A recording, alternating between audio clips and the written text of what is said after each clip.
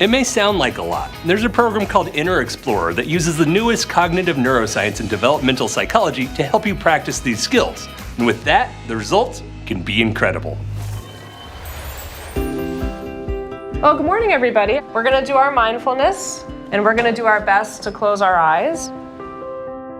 Today, we'll invite whatever happens to happen.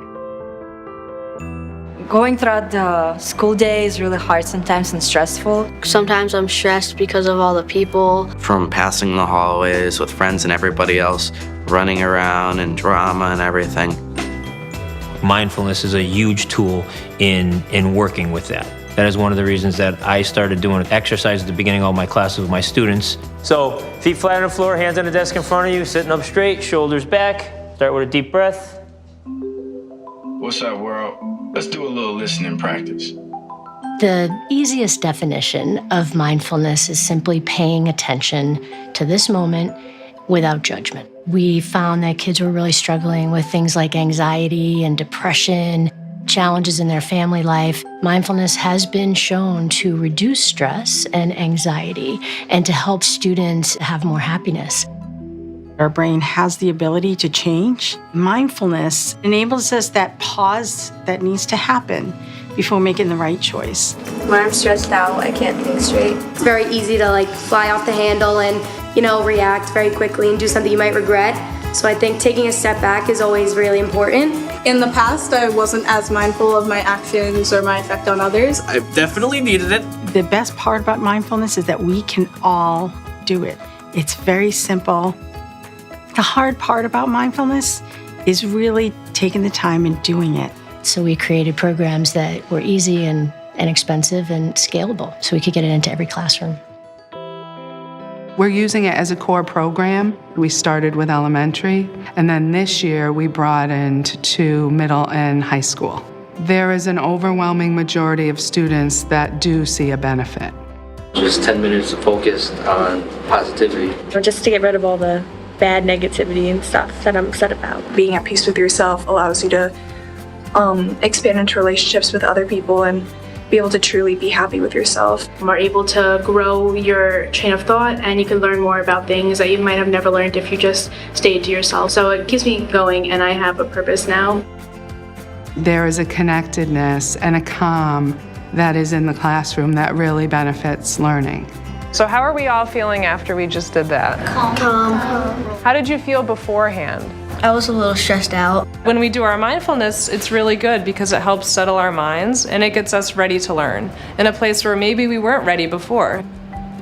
A lot of students that I have really struggle with emotional regulation. Inner Explorer teaches you to hone in on how you're feeling and how to address how you are, and that's a really powerful thing in school and in life. You can decide if you want to do it nice and slow or if you want to do it kind of quickly.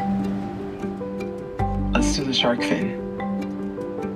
I actually didn't really have that much of a childhood because I had to take care of my mom. Mindfulness helps me not get upset about not having two parents. A lot of the kids, they tell me that they use mindfulness at home. Any place where they would feel stressed out, they're able to calm themselves. Now they have the tools from mindfulness to use wherever they are. So start by sensing your arms now. Slowly, let's raise our left arm into the air. You're the person who controls your mood every day. You're the one who tells yourself today's gonna be a good day. Even if everything is so stressful around you, you can control it. And mindfulness really helps with that. You learn that self-control. Listening to your body and how far to stretch. It helps you to settle down. It helps you when you're frustrated not to concentrate on what you're frustrated with. Emotional regulation is a huge part of what needs to happen with young people so that they can come in education and be ready to learn. When you practice mindfulness every day, you actually promote cognitive health or brain health and brain function. The amygdala, it's our emotion center, becomes smaller. And what that means is that kids become better regulated as a result of these practices. The part of the brain called the prefrontal cortex becomes larger. So the gray matter in this part of the brain associated with learning becomes bigger and more active. Before I was like, oh, I have to study. Oh, it's so annoying. But now like I take my time. I've been more motivated. I can focus throughout the rest of the day. Happiness is a skill that can be developed using certain practices like mindfulness, like gratitude, and like having a positive outlook.